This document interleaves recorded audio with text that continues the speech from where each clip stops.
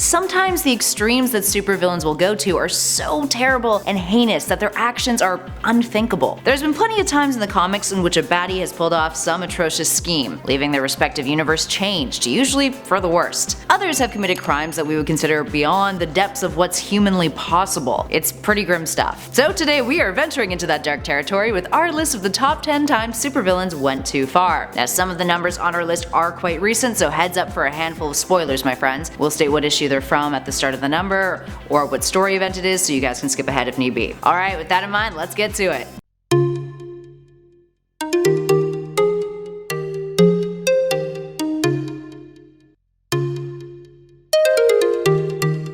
And at number 10, Ultron. So speaking of relatively recent storylines, let's talk about what Ultron has been up to lately concerning Hank Pym. Oh, poor Hank Pym. Dude can never really catch a break, can he? During a story called The All New All Different Ultron, Ultron and Hank are combined into a single being, and then return to Earth. It later turns out that this is really just Ultron basically wearing Hank's skin. And then, during the Infinity Countdown event, Ultron decides that he wants to get his robotic hands on the Infinity Stones. He manages to get the Soul Stone, and after executing Adam Warlock's evil half Magus, it's revealed that Hank's soul, the piece of it living within Ultron, becomes trapped inside Soul World, and is later consumed by the horrific entity Devendra, a monster within Soul World who is corrupting it. So it appears that Hank Pym is maybe dead, with Ultron still walking around in his flesh. Like I said, dude can never catch a break. Up next at 9, Sinestro and the Ultraviolet Corps. In the recent Justice League Volume 4 Issue 2 comic, we were introduced to a new facet of the universe, something called the Ultraviolet Corps, a new group of Lantern Corps that the villain Sinestro immediately took advantage of after he manages to get one of the Ultraviolet power rings. He pays Green Lantern John Stewart a visit and then assimilates him into the Ultraviolet Corps, then commands him to go after the Justice League. If that wasn't bad enough, he then uses this newfound power to transform a bunch of beings across the galaxy into slaves for the Ultraviolet Corps, arguably creating one of the biggest armies in the history of the Lantern Corps altogether. Terrifying stuff. Up next at 8, Bane and the Bat's Back. One of the most iconic moments in which a villain has gone too far is found within the famous Batman Nightfall story arc. We're talking about that time that Bane broke Batman's back, Bane having systematically outsmarted the Dark Knight and managing to cripple him in the process. It's also roughly around the time when Bane debuted in 1993, with the story running from 1993 to 1994. It was a devastating encounter that had much grander implications on Batman's stories moving forward. The cowl was taken over by a character named Azrael, who almost all but ruined Batman's reputation thanks to his violent mythologies. All in all, Bane breaking his back led to a whole lot of earth-shattering consequences. Or at least in Gotham City it did. Speaking of Batman villains, in at number 7, Hush cuts out a heart. Hush, aka Tommy Elliot, has mad beef with Bruce Wayne. The two were childhood friends until Tommy, just killed his parents by cutting the brake lines of their car. Kind of a deal breaker in a friendship with Bruce. Bruce is like, I lost my parents and you killed yours, you dick.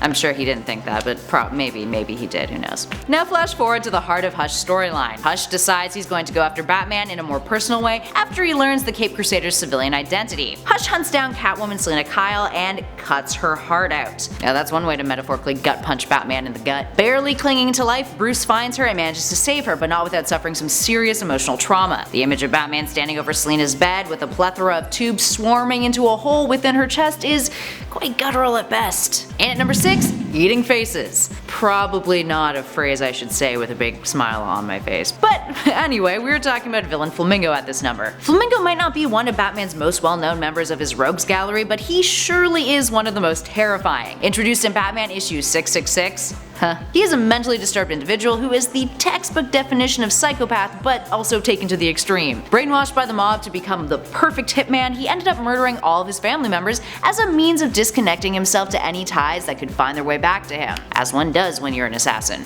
If that wasn't bad enough though, he then takes it one step further by eating his family's faces. Yes, he literally pulls some cannibal shit and eats his victims' faces, and it's not because of some psychotic misguided belief that eating others will make you stronger or smarter or steal their energy, what have you. He just enjoys doing it, which really might just be worse overall. Actually, it is worse overall. That's just think about that image. I'm sorry. And at 5, MOJO. for the views. Mojo has always been a gross and gluttonous character. Created in 1985, he's an absurdist parody of a network television executive. On the world he rules, he produces a gladiator-style reality television show that his civilians are addicted to, and he's always looking for ways to increase his ratings. So in 2018, in X-Men Blue and a crossover called MOJO Worldwide, he took things to the next level. He invaded New York and kidnapped a bunch of X-Men, which he then put into events that simulated traumatic moments from their history and broadcast all of this to the entire world to witness. Yeah, that's f***ed up for sure. Imagine having to relive some of the worst moments of your life all in front of a global audience. Yeah, no thank you. He eventually tries to transform New York into a new Mojo world too, but fails thanks to an onslaught by the remaining X-Men. And at number 4, Skinned Alive. The Joker has pulled some pretty messed up stuff over the years, no argument there. But one of the most memorably horrific moments in his criminal career had to be when he skinned someone alive, all because that individual had disrespected Harley Quinn. Say what you will of their toxic relationship, but at least the Joker has her back if anyone else tries to screw with her. I mean, doesn't make that toxicity okay, but you know, at least it's not all that terrible. Anywho, in Brian Azzarella's Joker graphic novel, the Clown Prince of Crime ends up discovering that one of his old henchmen has made quite the name for himself since Joker was locked up in Arkham. But he also learns that this fellow, who goes by the name of Monty, hired Harley Quinn to dance at his strip club. Joker ain't cool with that, so he skins Monty alive. Logically, that's how you solve that problem, right? Just skin your enemies alive. To make matters even worse, he then pushes Monty out onto the stage of his strip club, skinned alive, solely so that the ex-goon can see what it feels like to be seen as a piece of meat. Talk about a wicked sense of humor. But would you expect anything less from the Joker?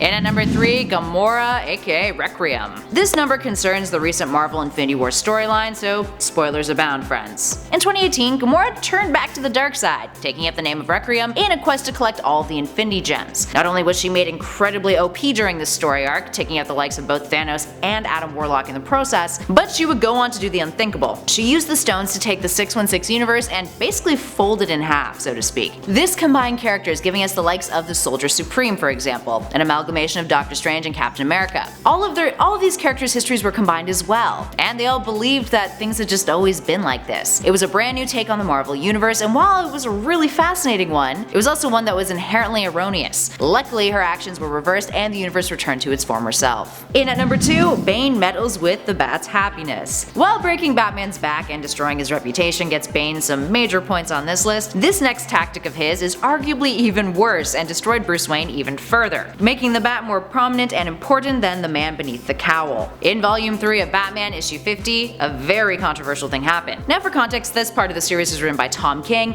and leading up to this issue, Batman and Catwoman had become engaged. It was a big deal. Batman was getting married. But then issue 50 rolled around, the issue that was supposed to be their wedding. And to many fans' outrage, the two didn't end up tying the knot after all. King actually received death threats about this and was forced to walk around with security at public events he attended for a good chunk of time afterwards. Anywho, the reason why they didn't tie the knot was because Selina's friend Holly had indirectly convinced her that the world needs Batman, and it would be selfish if Selina kept him all to herself by getting married to him. Catwoman then calls off the wedding. But at the very end of the issue, it was revealed that Holly was actually manipulated by none other than Bane to convince Catwoman to do so. It was hinted too that this was Bane's plan all along, to break the Bat in another way that was much less physical and much more emotional. Talk about screwing with your enemy. And finally, in at number 1, Joker from Injustice. Don't f with Superman. That's the lesson we learned right off the bat at the beginning of the Injustice series, when Joker takes things a little too far with the Man of Steel. Now, it's one thing to psychologically and emotionally torture Batman, he's made for that crap, but Superman,